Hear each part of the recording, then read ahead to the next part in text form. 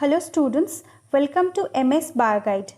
আজকে যে টপিকটা আমরা আলোচনা করব সেটা হচ্ছে 5 কিংডম ক্লাসিফিকেশন, অর্থাৎ জীবজগতের যে বিন্যাস, সেই বিন্যাসের যে একটা স্কিম সেটা আমরা পড়ব, যেটা হচ্ছে 5 কিংডম ক্লাসিফিকেশন। জীবজগৎকে বিন্যস্ত করার জন্য বিভিন্ন সময়ে কিন্তু বিভিন্ন ধরনের ক্লাসিফিকেশন দেওয়া হয়েছিল। তো প্রত্যেকটা ক্লাসিফিকেশনের ক্ষেত্রেই কিছু না কিছু সমস্যার সৃষ্টি হয়। তো সেই সমস্যা সমাধানের জন্য রবার্ট হুইটেকার 5 কিংডম ক্লাসিফিকেশন দিয়েছিলেন। তো এই 5 কিংডম ক্লাসিফিকেশন এখন পর্যন্ত কিন্তু গ্রহণযোগ্যতা এখন পর্যন্তও রয়েছে। এই 5 কিংডম ক্লাসিফিকেশনই হচ্ছে ওয়াইডলি অ্যাকসেপ্টেড। তো Robert Whitaker in 1969 proposed a 5 kingdom classification. এই 5 কিংডম ক্লাসিফিকেশনের যে 5টা কিংডমের নাম তিনি দিয়েছিলেন সেগুলো হচ্ছে Monera, Protista, Fungi, Plantae and Animalia. 5টা কিংডমের নাম তিনি বলেছিলেন, যেগুলো হচ্ছে Monera, Protista, Fungi, Plantae, Animalia. এই যে 5টা কিংডমে তিনি এই জীবজগৎকে তিনি যে বিন্যস্ত করেছিলেন, কতগুলো পয়েন্টের ওপর বেস করে তিনি এই বিন্যাসটা করেছিলেন। নির্দিষ্ট কতগুলো পয়েন্ট ছিল যার উপর বেস করে এই বিন্যাস তিনি করেছিলেন। সেই পয়েন্টগুলো আমরা জেনে নেব যে কী কী পয়েন্টের উপর বেস করে তিনি এই জীবজগৎকে বিন্যস্ত করেছিলেন। প্রথম পয়েন্টটা যেটা হচ্ছে সেটা হচ্ছে সেল স্ট্রাকচার, অর্থাৎ সেই জীবের কোষের গঠন কীরকম, সেই জীবের কোষের গঠন কীরকম, সেটা প্রোক্যারিওটিক না ইউক্যারিওটিক। প্রোক্যারিওটিক মানে কি, যে সমস্ত জীবের কোষের যে নিউক্লিয়াসটা রয়েছে সেটা হচ্ছে মেমব্রেন বাউন্ড, অর্থাৎ নিউক্লিয়ার মেমব্রেন দ্বারা পরিবেষ্টিত হলে সেই অর্থাৎ নিউক্লিয়াসটা সুগঠিত হলে সেটা হচ্ছে ইউক্যারিওটিক। আর যে সমস্ত জীবের কোষের যে নিউক্লিয়াসটা রয়েছে সেটা হচ্ছে মেমব্রেন বাউন্ড নয়, তাদের যে জেনেটিক মেটেরিয়াল রয়েছে, অর্থাৎ তাদের যে ক্রোমোজোম রয়েছে সেটা হচ্ছে সাইটোপ্লাজমের মধ্যে ফ্রি থাকে, কোনো মেমব্রেন বাউন্ডেড থাকে না, অর্থাৎ তাদের নিউক্লিয়াসটা সুগঠিত নয়। এইটার ওপর বেশ করে তিনি সেলের স্ট্রাকচারকে দুভাগে ভাগ করেছিলেন, একটা হচ্ছে প্রোক্যারিওট আর একটা হচ্ছে ইউক্যারিওট। এরপরে তৃতীয় পয়েন্টটা হচ্ছে যে, এটা 2 নম্বর পয়েন্ট হবে, 3 নম্বর না, যে বডি অর্গানাইজেশন, অর্থাৎ তাদের যে শরীরের যে অর্গানাইজেশনটা কি, অর্গানাইজেশন বলতে কি তাদের ডিফারেন্সিয়েশন, তাদের শরীরটা ডিফারেন্সিয়েটেড অর নট। যেমন প্রোক্যারিওটিক যে সমস্ত রয়েছে প্রাণী, যাদের সিঙ্গল সেলড অর্গ্যানিজম যারা রয়েছে, তাদের শরীর কি, তাদের শরীরে কি ধরনের অর্গানাইজেশন দেখা যায়। যেমন প্রোটোজোয়াদের ক্ষেত্রে কি হয়, সেলুলার লেভেল অফ অর্গানাইজেশন দেখা যায়, অর্থাৎ তাদের শরীর একটাই মাত্র কোষ দ্বারা গঠিত, কোনো টিস্যু অর্গান গঠিত হয় না, তাদের শরীর হচ্ছে আনডিফারেন্সিয়েটেড। আর কিছু কিছু উন্নত প্রাণী রয়েছে যাদের শরীরে তারা মাল্টি সেলুলার অর্গ্যানিজম, যারা মেটাজোয়া রয়েছে মাল্টি সেলুলার অর্গ্যানিজম, সেই সমস্ত মাল্টি সেলুলার অর্গ্যানিজমের শরীরের কি হচ্ছে, বডি ডিফারেন্সিয়েটেড থাকছে। টিস্যু অর্গান প্রথমে মাল্টি সেলুলার হওয়ার জন্য টিস্যু গঠিত হচ্ছে, টিস্যু থেকে অর্গান গঠিত হচ্ছে, এবং এই সমস্ত অর্গান নির্দিষ্ট ধরনের ফাংশন পারফর্ম করছে। তো সেখানে কি হচ্ছে, যে অর্গানাইজেশনটা তাদের কি হচ্ছে, বডি, তাহলে অর্গানাইজেশন কি হতে পারে, যে সেলুলার লেভেল হতে পারে, আবার টিস্যু লেভেল হতে পারে, আবার সেল টিস্যু লেভেল হতে পারে, টিস্যু অর্গান লেভেল হতে পারে। তো এই ধরনের হচ্ছে বডি অর্গানাইজেশন। এটাও হচ্ছে ক্লাসিফিকেশন করার জন্য তিনি একটা পয়েন্ট বেস করেছিলেন, যেটা হচ্ছে বডি অর্গানাইজেশন। তারপর পরের পয়েন্টটা হচ্ছে মোড অফ নিউট্রিশন, অর্থাৎ যে প্রাণীটাকে যে নির্দিষ্ট একটা সিস্টেমেটিক পজিশনে রাখার জন্য সেই প্রাণীটার প্রাণী কিংবা উদ্ভিদ তার নিউট্রিশনটা কীরকম, অর্থাৎ তার পুষ্টিটা কী ধরনের হয়। তো পুষ্টি সেখানে কী ছিল, অটোট্রপিক পুষ্টি, হেটোট্রপিক পুষ্টি। তো অটোট্রপিক পুষ্টি অর্থাৎ যাদের ফটোসিনথেসিস হয়, আর হেটোট্রপিক যারা হচ্ছে বাইরে থেকে খাবার গ্রহণ করে, অন্য উদ্ভিদের বানানো খাবার তারা গ্রহণ করে, অথবা কোনো শিকার করে সেই শিকারকে খাদ্য হিসেবে গ্রহণ করে, তারা হচ্ছে হেটেরোট্রপিক। আর অটোট্রপিক হচ্ছে নিজেদের খাবার নিজেরাই বানায়। তো মোড অফ নিউট্রিশনকেও তিনি একটা বিশেষ পয়েন্ট হিসাবে গ্রহণ করেছিলেন এই ক্লাসিফিকেশনের জন্য। তারপরে আমরা আসবো যে রিপ্রোডাকশন। প্রাণীদের ক্ষেত্রে রিপ্রোডাকশন, প্রাণীদের কিংবা উদ্ভিদ যে কোনো যে অর্গ্যানিজম তার ক্ষেত্রে রিপ্রোডাকশনটা কীরকম হচ্ছে সেটার ওপর বেশ করেও কিন্তু তাদেরকে তিনি ক্লাসিফাই করেছিলেন। কিছু কিছু অর্গ্যানিজম আছে অর্থাৎ জীব আছে যাদের অ্যাসেক্সুয়াল রিপ্রোডাকশন হয়, আবার কিছু কিছু জীব আছে যাদের সেক্সুয়াল রিপ্রোডাকশন হয়, আবার কিছু কিছু আছে অ্যাসেক্সুয়াল সেক্সুয়াল দুই ধরনেরই রিপ্রোডাকশন হয়। তো এটা একটা ছিল তার একটা পয়েন্ট। তার পরের পয়েন্ট আসবো যে আমরা ফাইলোজেনেটিক রিলেশনশিপ। ফাইলোজেনেটিক রিলেশনশিপ কথাটার অর্থ হচ্ছে কি, যে প্রত্যেকটা যে জীবের যে ইভলিউশন হয়েছে অর্থাৎ সিম্পল ফর্ম থেকে যে কমপ্লেক্স ফর্ম হয়েছে অর্থাৎ জীবের যে ইভলিউশন হয়েছে সেই জীবের ইভলিউশনের ওপরে বেস করেও কিন্তু তিনি ক্লাসিফিকেশন করেছিলেন যে কোনো একটা জীব কতটা কোনো একটা জীবের সাপেক্ষে কতটা উন্নত কতটা অনুন্নত, এই যে ইভলিউশনারি বেস এটাকে তিনি একটা পয়েন্ট হিসাবে গ্রহণ করেছিলেন ক্লাসিফিকেশন করার জন্য। এটাকেই বলা হচ্ছে যে ফাইলোজেনেটিক রিলেশনশিপ, অর্থাৎ একটা জীবের সাপেক্ষে আর একটা জীবের ফাইলোজেনেটিক রিলেশনশিপ কতটা সেইটার উপর বেস করেও কিন্তু তিনি ক্লাসিফিকেশন করেছিলেন।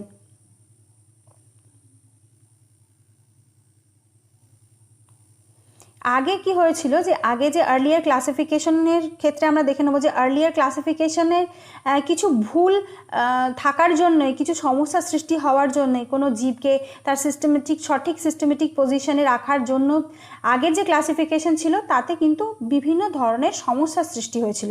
যে আগের যে কী ছিল, যে আগে যে ক্লাসিফিকেশন ছিল তাতে কি হয়েছিল যে একই সিস্টেমের মধ্যে একটা গ্রুপের মধ্যে bacteria, blue green algae, fungi, moss, ferns, gymnosperm এদের সকলকেই একটা গ্রুপের মধ্যেই রেখে দেওয়া হয়েছিল।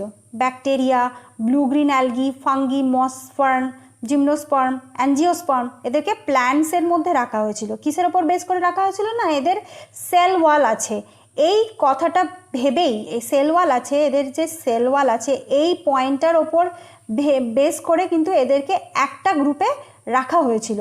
কিন্তু এদের শুধুমাত্র সেল ওয়াল থাকলেও এরা কিন্তু পরস্পরের থেকে অনেক ওয়াইডলি ডিফারেন্ট, এরা ভীষণভাবে পরস্পরের থেকে আলাদা, এদের ক্যারেক্টার্স পরস্পর থেকে অনেক আলাদা, কিন্তু তবুও আগেকার ক্লাসিফিকেশন এদের একটা গ্রুপেই রাখা হয়েছিল।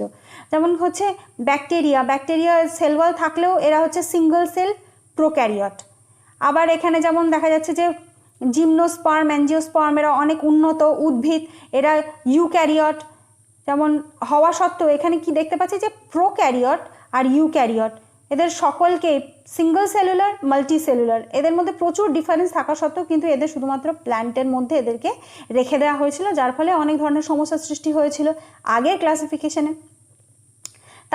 তারপরে আরও অনেক সমস্যা ছিল, যেমন পরের পয়েন্টে আমরা দেখব যে আর একটা সমস্যা ছিল যে এই ক্লাসিফিকেশনে মানে আর্লিয়ার ক্লাসিফিকেশনে 5 কিংডমে যে আগের ক্লাসিফিকেশন ছিল সেই আগের ক্লাসিফিকেশনে কি ছিল, প্রোক্যারিয়ট, ব্যাকটেরিয়া আর ব্লু গ্রিন অ্যালগি, সায়ানোব্যাকটেরিয়া এগুলো হচ্ছে কি প্রোক্যারিয়টিক সিঙ্গল সেল, তাদেরকে ইউক্যারিয়টদের সাথে রেখে দেওয়া হয়েছিল, যেটাও একটা সমস্যার সৃষ্টি করেছিল। ইউক্যারিয়টিক অ্যানিমাল মাল্টিসেলুলার অ্যানিমালের সাথে, মাল্টিসেলুলার অর্গ্যানিজমের সাথে রেখে দেওয়া হয়েছিল প্রোক্যারিয়টদের, যেটা হচ্ছে ব্যাকটেরিয়া, ব্লু গ্রিন অ্যালগি এদেরকে ইউক্যারিয়টের সাথে রেখে দেওয়া হয়েছিল। আগের ক্লাসিফিকেশনে কী হয়েছিল যে আগের ক্লাসিফিকেশনে ইউনিসেলুলার কিছু অর্গানিজম ছিল আর মাল্টিসেলুলার কিছু অর্গানিজম ছিল, তাদেরকে একই গ্রুপে ঢুকিয়ে দেওয়া হয়েছিল। যেমন হচ্ছে ক্লামাইডোমোনাস, পাইরোগাইরা এরা হচ্ছে কি ফটোসিনথেসিস করতে পারে, এদের সেল ওয়াল রয়েছে, তো এদেরকে একই গ্রুপেতে রেখে দেওয়া হয়েছিল, অ্যালগিতে রেখে দেওয়া হয়েছিল, অর্থাৎ শৈবাল এই গ্রুপের মধ্যে ওদেরকে রেখে দেওয়া হয়েছিল, যদিও তাদের মধ্যে ওয়াইডলি তারা ডিফারেন্সিয়েশন ছিল, তাদের মধ্যে অনেক ক্যারেক্টার্সের অনেক তফাৎ ছিল। যেমন হচ্ছে কি স্পাইরোগাইরা মাল্টিসেলুলার, ক্লামাইডোমোনাস হচ্ছে সিঙ্গল সেলড, শুধুমাত্র সেল ওয়ালের ওপর বেস করে তাদেরকে অ্যালগির মধ্যে রেখে দেওয়া হয়েছিল। আগের ক্লাসিফিকেশনে হচ্ছে কি হেটেরোট্রপিক কিছু গ্রুপ ছিল, আবার অটোট্রপিক যে প্লান্টস ছিল, হেটেরোট্রপিক আর অটোট্রপিক, যেমন হচ্ছে যারা ফাঙ্গি ছিল তারা হচ্ছে হেটেরোট্রপিক ফাঙ্গিরা, তারা হচ্ছে ফটোসিনথেসিস করতে পারতো না কিন্তু তাদের সেল ওয়াল ছিল। আবার গ্রিন অটোট্রপ যারা ছিল, অটোট্রপিক প্ল্যান্ট, সেই ফাঙ্গি আর প্ল্যান্টকে একই সাথে রেখে দেওয়া হয়েছিল, শুধুমাত্র ওই সেল ওয়াল আছে এই ক্যারেক্টারের ওপর ডিপেন্ড করে। কিন্তু ফাঙ্গিদের ক্ষেত্রে কি আমরা দেখেছি যে ফাঙ্গিদের যে সেল ওয়াল রয়েছে সেই ফাঙ্গিদের সেল ওয়ালের যে কম্পোজিশন সেটা হচ্ছে কাইটিন, আর প্লান্টসদের ক্ষেত্রে যে সেল ওয়ালের যে কম্পোজিশন সেটা হচ্ছে কি কমপ্লেক্স সেলুলোজ। তো এই কমপ্লেক্স সেলুলোজ এই কাইটিন এইটার উপর বেস করে কিন্তু পরবর্তীকালে এই 5 কিংডম ক্লাসিফিকেশনের ক্ষেত্রে এই ফাঙ্গিকে আলাদা একটা ফাঙ্গি অর্থাৎ ফানজাই এই আলাদা গ্রুপে কিন্তু এই যারা হেটেরোট্রপিক গ্রুপ ছিল, যাদের সেল ওয়াল ছিল, কাইটিন কম্পোজিশন ছিল যাদের সেল ওয়ালে, তাদেরকে একটা আলাদা কিংডমে রাখা হলো যেটা হচ্ছে ফাঙ্গি। এই ফাঙ্গি কিংডমে, ফাঙ্গি বা ফানজাই এই কিংডমে তাদেরকে রেখে দেওয়া হয়েছিল গ্রিন প্লান্টসদের থেকে আলাদা করে। গ্রিন প্লান্টসের কী ছিল, যে সেলুলোজ ছিল তাদের সেল ওয়ালের কম্পোজিশন, আর ফানজাইদের ক্ষেত্রে সেল ওয়ালের কম্পোজিশন কাইটিন। এই ক্যারেক্টারের ওপর বেস করে একটা নতুন যে কিংডম তৈরি করা হলো যেটা হচ্ছে ফানজাই, আর ফানজাইয়ের মধ্যে রেখে দেওয়া হলো সমস্ত রকম ছত্রাকদেরকে, ফানজাই এই কিংডমে রেখে দেওয়া হলো। আর প্লান্টসের ক্ষেত্রে কি হলো, প্লান্টসরা হচ্ছে মাল্টি সেলুলার, এদের সেলওয়াল আছে, সেলওয়ালের মধ্যে সেলুলোজ কম্পোজিশন আছে, আর কি আছে, এরা ফটোসিনথেসিস করতে পারে। তো এই ক্যারেক্টার্সের ওপর বেস করে এদেরকে একটা আলাদা কিংডম দেওয়া হলো যেটা হচ্ছে প্ল্যান্টি। তাহলে প্ল্যান্টি হচ্ছে মাল্টি সেলুলার হতে হবে, সেলওয়ালে সেলুলোজ থাকতে হবে, আর এরা এদের অটোট্রফিক হতে হবে, অর্থাৎ ফটোসিনথেসিস এরা করতে পারবে, তবেই সেটা হবে প্ল্যান্ট, অর্থাৎ প্ল্যান্টি কিংডমে তাদেরকে রাখতে পারা যাবে এই সমস্ত ক্যারেক্টার। আগের ক্লাসিফিকেশনে অর্থাৎ আর্লিয়ার ক্লাসিফিকেশনে কি করা হয়েছিল, যে সমস্ত প্রোক্যারিওটিক ইউক্যারিওটিক সমস্ত অর্গ্যানিজমকে একটাই গ্রুপে রেখে দেওয়া হয়েছিল। তো এই সমস্যা সমাধানের জন্য রবার্ট হুইটেকার কি করেছেন, যে প্রোক্যারিওটিক যে সমস্ত অর্গ্যানিজম রয়েছে তাদেরকে একটা কিংডমে রেখেছেন যেটা হচ্ছে কিংডম মোনেরা। তাহলে প্রোক্যারিওটিক ইউনিসেলুলারকে তিনি কিংডম মোনেরাতে রেখেছেন, আর যে সমস্ত ইউক্যারিওটিক অর্গ্যানিজম রয়েছে যারা সিঙ্গল সেল ইউনিসেলুলার অর্থাৎ ইউনিসেলুলার ইউক্যারিওটিক অর্গ্যানিজম, তাদেরকে আলাদা একটা কিংডমে রেখেছেন যেটা হচ্ছে প্রোটিস্টা।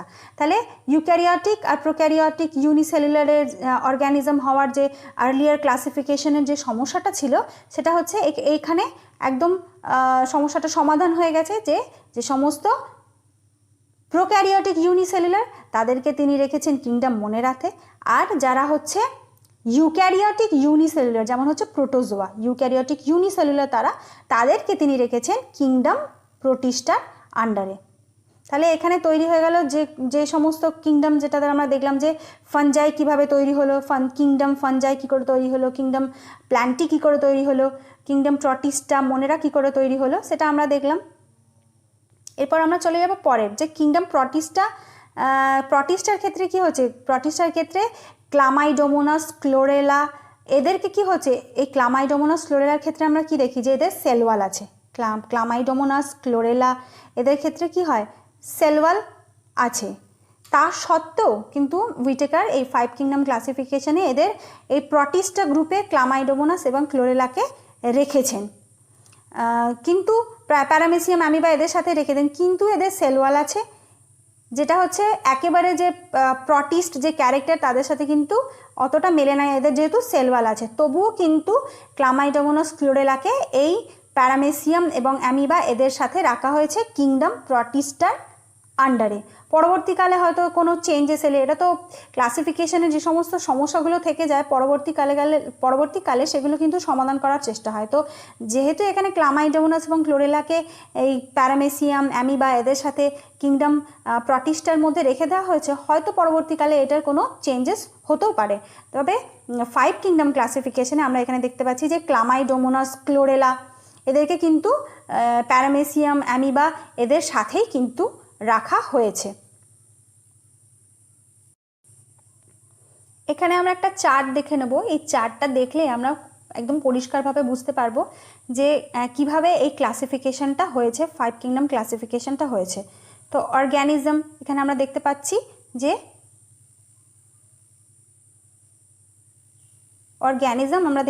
অর্গ্যানিজমকে এখানে ভাগ করা হয়েছে প্রোক্যারিওটসের মধ্যে, প্রোক্যারিওটস আর ইউক্যারিওট। প্রোক্যারিওট যেটা হচ্ছে যাদের সুগঠিত নিউক্লিয়াস থাকে না, আর ইউক্যারিওটস যাদের হচ্ছে সুগঠিত নিউক্লিয়াস থাকে। তো এই প্রোক্যারিওটসের মধ্যে পড়ে যাচ্ছে মোনেরা পড়ে যাচ্ছে প্রোক্যারিওটসের মধ্যে। তাহলে এখানে তৈরি হয়ে গেল কিংডম মোনেরা। তারপরে ইউক্যারিওটসকে আবার দুটো ভাগে ভাগ করা হয়েছে। ইউক্যারিওটস হচ্ছে ইউনিসেলুলার আবার মাল্টিসেলুলার। তো ইউনিসেলুলার যে ইউক্যারিওট তারা হচ্ছে প্রোটিস্টা। তাহলে এখানে তৈরি হচ্ছে কিংডম প্রোটিস্টা।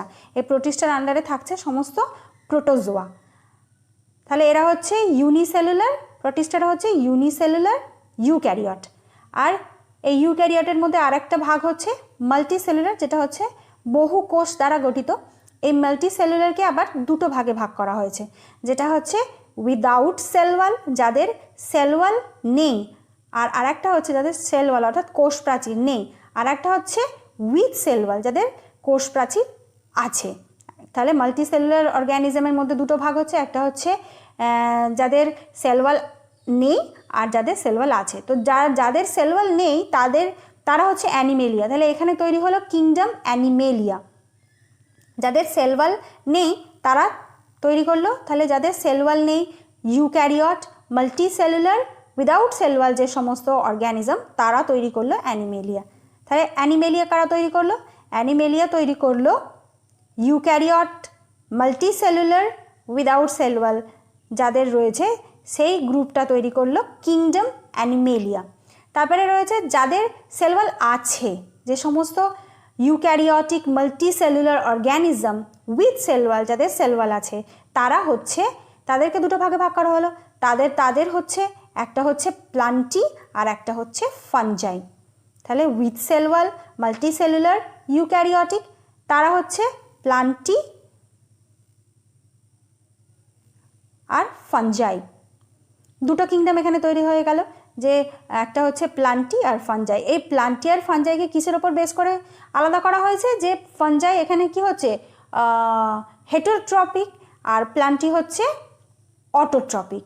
প্লান্টির সেল ওয়ালে থাকছে কমপ্লেক্স সেলুলোজ আর ফানজাইয়ের সেল ওয়ালে থাকছে কাইটিন।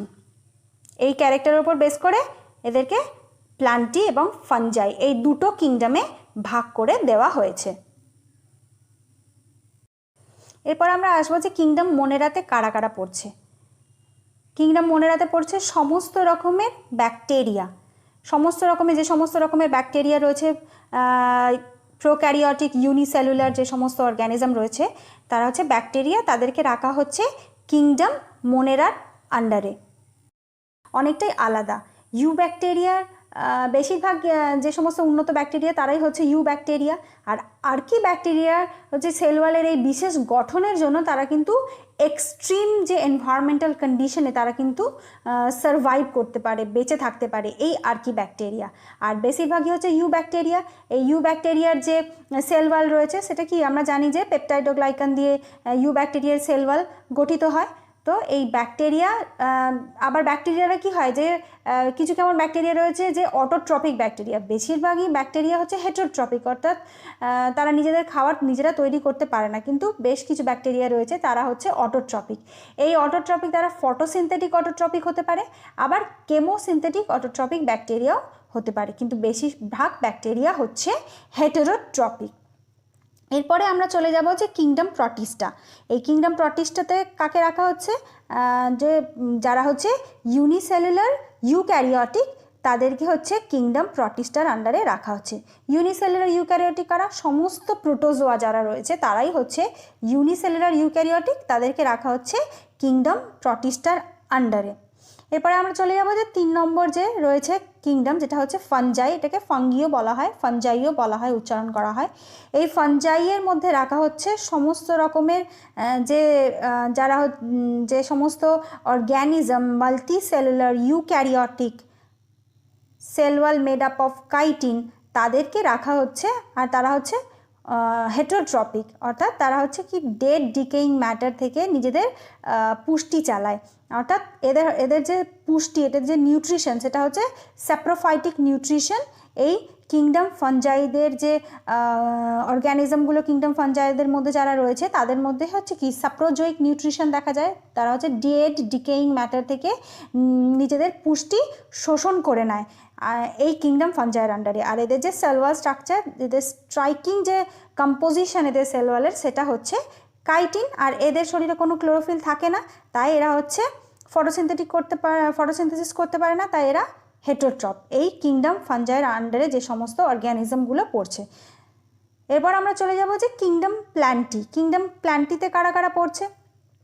কিংডম প্ল্যান্টিতে যারা পড়ছে তারা হচ্ছে কি মাল্টি সেলুলার হতে হবে, ইউক্যারিওটিক হতে হবে, আর তাদের কোষে ক্লোরোফিল থাকবে, তারা নিজেরা ফটোসিনথেসিস করবে এবং তাদের যে সেল ওয়াল অর্থাৎ কোষ প্রাচীর তাদের যে কম্পোজিশন হবে সেটা হচ্ছে কমপ্লেক্স সেলুলোজ, সেটাই হবে প্ল্যান্টি।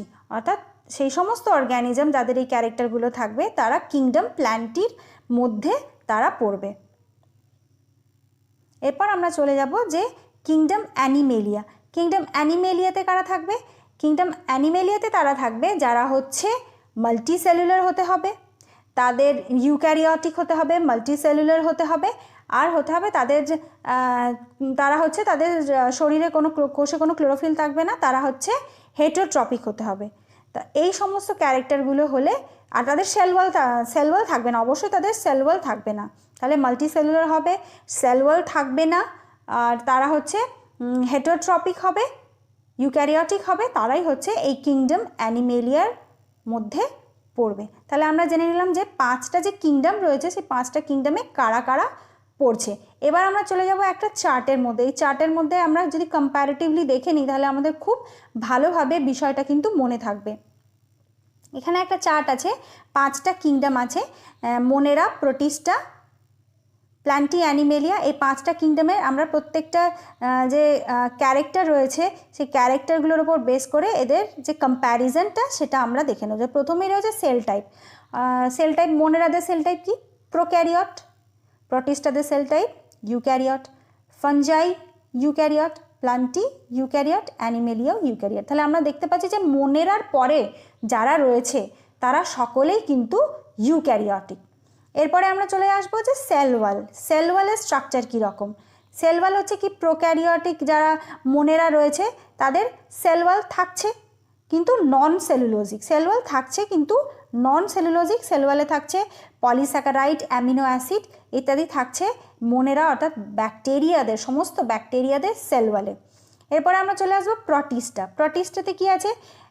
কিছু কিছু যে ফর্ম প্রোটিস্টার মধ্যে রাখা রয়েছে যেমন ক্লামাইডোমোনাস, ক্লোরেলা, এদেরকে প্রোটিস্টার মধ্যেই রাখা হয়েছে।